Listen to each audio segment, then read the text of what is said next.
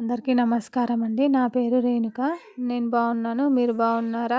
మీరు బాగుండాలని ఆ దేవుడిని ఎప్పుడూ కోరుకుంటాను. ఈరోజు కార్తీక దీపం సీరియల్ తర్వాయి భాగంలోకి వెళ్ళినట్టయితే ఏం జరిగిందో తెలుసుకుందాం. తన రెస్టారెంట్ సక్సెస్ అయిన ఆనందాన్ని తల్లితో కలిసి పంచుకుంటాడు కార్తీక్. కానీ జ్యోత్స్న వచ్చి ఆ సంతోషాన్ని చెడగొడుతుంది. జ్యోత్స్నకు కార్తీక్ గట్టిగా క్లాస్ ఇచ్చి ఇంట్లో నుంచి పంపిస్తాడు. దీప వెళ్తుండగా జ్యోత్స్నని పిలిచి, నీకు పెళ్లి సంబంధాలు చూడడం నాకు ఆనందంగా ఉంది జ్యోత్స్న అంటుంది దీప. నువ్వు పెళ్లి చేసుకోవడం మాత్రం నాకు బాధగా ఉంది అని జ్యోత్స్న అంటుంది. సమస్యల్లో ఉన్నవారు కనిపిస్తే ప్రతి ఒక్కరికి ఉపన్యాసాలు సలహాలు ఇస్తూ పెద్దవాళ్ళైపోతారు అని దీపపై సెటార్లేస్తుంది జ్యోత్స్న. సుమిత్రమ్మను బాధ పెట్టకుండా పెళ్లి చేసుకొని హాయిగా కాపురం చేసుకోమని జ్యోత్స్నతో చెప్తుంది దీప. నీ భర్తను నాకు ఇచ్చేయి, పెళ్లి చేసుకొని హాయిగా కాపురం చేసుకుంటాను అని జ్యోత్స్న బదులిస్తుంది దీపకు. ఇదే నువ్వు మార్చుకోవాల్సింది అని దీప అంటుంది. జ్యోత్స్నకు సర్ది చెప్పబోతుంది దీప. నా జీవితం గురించి నువ్వేం వరీ కావాల్సిన అవసరం లేదు అని అంటుంది కోపంగా జ్యోత్స్న. నా జీవితంలో ఏదైనా అన్యాయం జరిగిందంటే అది నీ వల్లనే, నీ వల్లే అని తేలిగ్గా వదిలిపెట్టను నిన్ను అని దీపకు వార్నింగ్ ఇస్తుంది జ్యోత్స్న. జ్యోత్స్న తీరు మారాలంటే ఆమెను ఫారిన్ పంపించేయడమే మంచిదని శివనారాయణ అంటాడు. జ్యోత్స్న ఇక్కడే ఉంటే 24 గంటలు ఆ కార్తీక్ గురించి ఆలోచిస్తూ కంపెనీలో ఏదైనా పనిచేస్తుందా అంటే అది లేదు, అన్ని నష్టాలే తెచ్చిపెడుతుంది. అందుకనే జ్యోత్స్నను వెంటనే అమెరికా పంపించేయడమే మంచిదని పారిజాతం అంటుంది. అమెరికా పంపించడానికి దశరథ్ ఒప్పుకోడు. దాసు కోలుకొని నిజం ఏమిటో తెలిసే వరకు జ్యోత్స్న ఇక్కడే ఉండాలని మనసులో దశరథ అనుకుంటూ ఉంటాడు.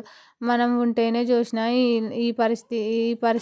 పరిస్థితి ఇలా ఉంది, ఎవరు లేకపోతే ఇంకెలా ఉంటుంది అని సుమిత్రతో అంటాడు దశరథ్. ఎలాగైనా జ్యోత్స్నను పెళ్లికి ఒప్పించి పెళ్లి చేద్దామని అంటాడు భార్యతో దశరథ్.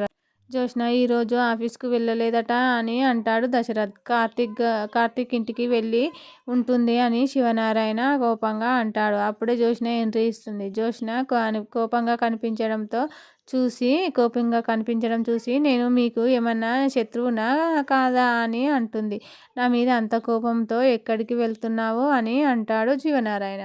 కార్తీక్ వచ్చి రెస్టారెంట్ సక్సెస్ గురించి మాట్లాడుతూ ఉంటాడు దీపతో. దీప మాత్రం డల్గా సరే అంటుంది. ఏమైంది, జ్యోత్స్న గురించి ఆలోచిస్తున్నావా అని అడుగుతాడు కార్తీక్.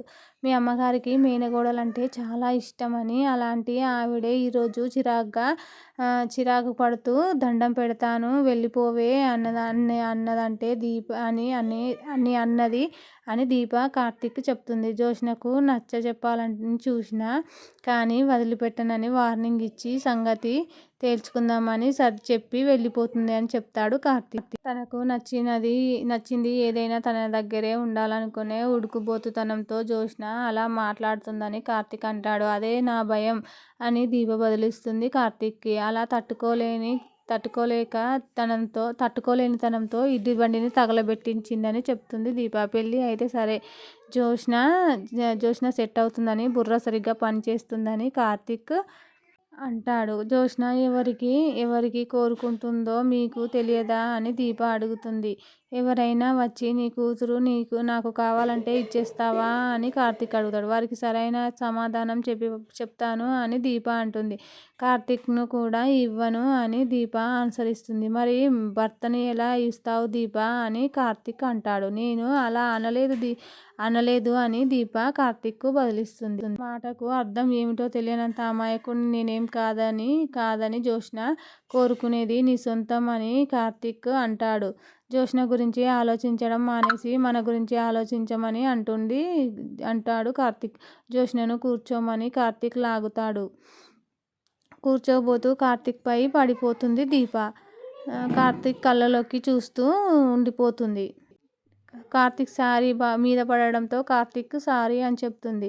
పడింది భర్తపైనే కదా, సారీ చెప్పడం ఎందుకని కార్తీక్ అంటాడు. తన చెయ్యి నొప్పిగా ఉందని నొక్కమని దీపతో అంటాడు కార్తీక్.